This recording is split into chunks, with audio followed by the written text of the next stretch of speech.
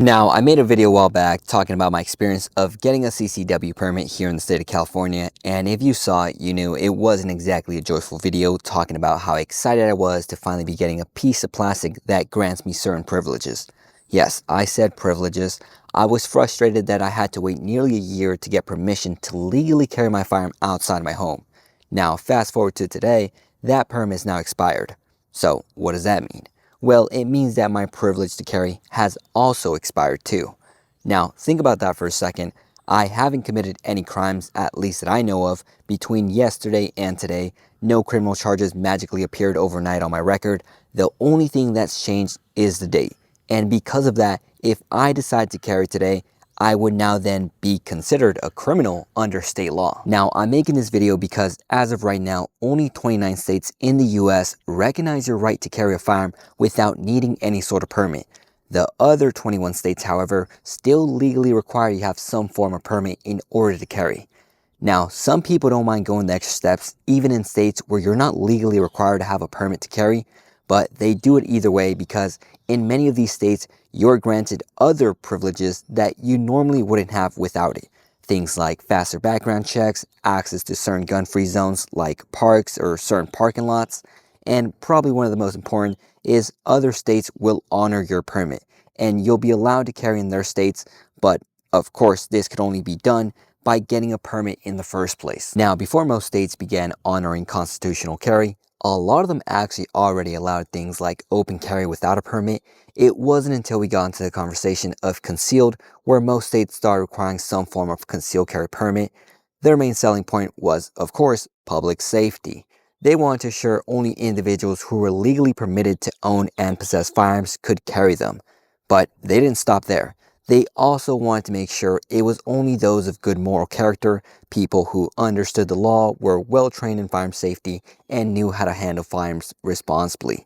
Now, look, I'll be honest, this all sounds great on paper. Of course, we want only responsible, morally sound citizens to be carrying firearms, and of course, we want them to be well trained, knowing both how and when to use their firearms. The only problem is that states eventually started taking advantage of this system by deciding who, when, and where they could carry.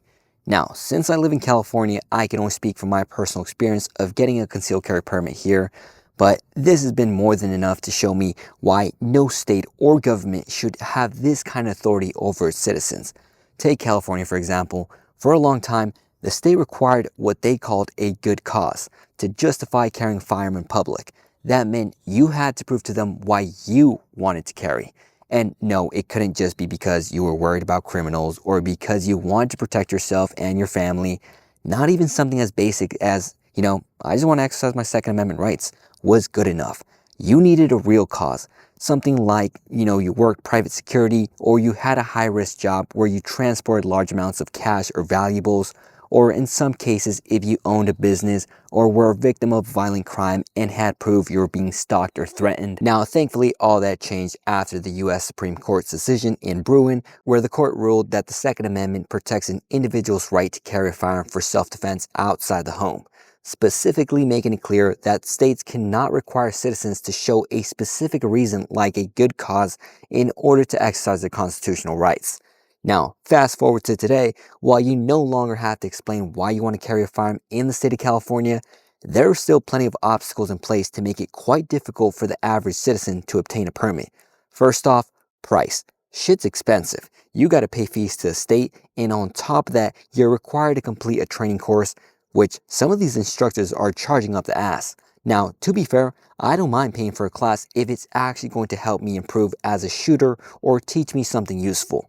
But honestly, most of these classes, it's just an instructor reading off basic concealed carry laws that you can find online, and then watching to see if you can hit a paper target at 3 to 7 yards. Now, recently, California bumped the required CCW training from 8 hours to 16. Yeah, that's right. You now need 2 full days of training to get your concealed carry permit, which brings me to the next big issue, time. Not all of us can just fuck off for 2 days and sit in a classroom learning about concealed carry laws and shooting paper targets.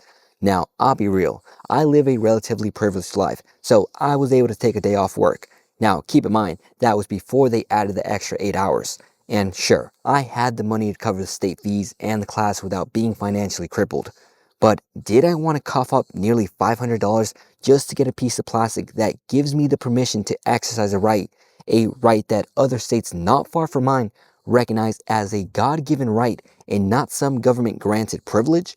Fuck no. So those are just some of my biggest issues I've experienced firsthand with a government-controlled permit system.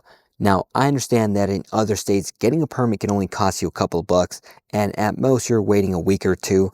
But my whole issue is that it still leaves the door open for it to be exploited with financial barriers or create time commitments they know some people won't be able to meet.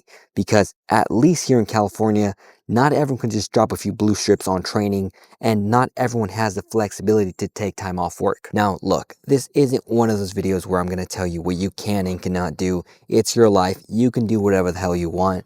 But with that said, you believe that having to ask the government for permission before you can exercise your Second Amendment rights is an infringement, and you choose not to participate in that system, not because you're a criminal plan to carry with the intent to harm others, but because you truly believe you have a God-given right to protect yourself and the people you love from harm's way, then I understand. All I would say is that you train and learn the law and don't act stupid. Because yes, unfortunately in certain states there are consequences, which I don't agree with, but at least here in the state of California, it's considered a misdemeanor and possibly a felony depending on your situation if you're caught carrying a firearm illegally. Now, if you also believe that having to get a permit to exercise your Second Amendment rights is an infringement, but you understand that getting that permit is currently the only legal way to carry, and you choose to follow state laws and go through the process, but during that waiting period, while you're jumping through hoops to get your permission slip signed, you can't exactly answer whether or not there's a firearm attached to your hip or tucked in your appendix, I also understand. Now, let me be clear, I'm not recommending that anyone breaks the law in any way, shape, or form. The legal way is, of course, go through the process and wait until you're given the green light. All I'm simply saying is, I understand these perspectives. Okay, so now that my permit has expired, what does that mean? Have I stopped carrying completely, or did I start carrying illegally? Well, I'm a pussy, so of course I renewed the damn thing and paid all the bullshit fees just to get another plastic card. Now, I'll be honest, I don't give a shit whether I had this card or not. I'm doing whatever's necessary to make sure that I have the proper tools accessible to me in a life-threatening situation to me or my family. But the main reason I personally comply is simply, of course, to avoid legal consequences. Because if I were to get caught without it, I'd risk losing my rights completely. Now, ideally, the real goal is constitutional carry in all 50 states to avoid all this, but let's be real, that's not happening anytime soon. Some states will fight tooth and nail to keep that from happening. So the next best thing is a process that's faster, affordable, and accessible to everyone. A permit that doesn't expire every 2 years, and most importantly, allows for carry all throughout the US. So that's all I gotta say. Hope you guys enjoyed today's video. If you did, make sure to like, subscribe. Also, if you're interested in seeing some CCW drills, make sure to check out my Instagram at ShotTheWicked. Also, if you want to get in contact with me, that's a great place. But other than that, hope you guys have a good weekend. Stay safe and God bless.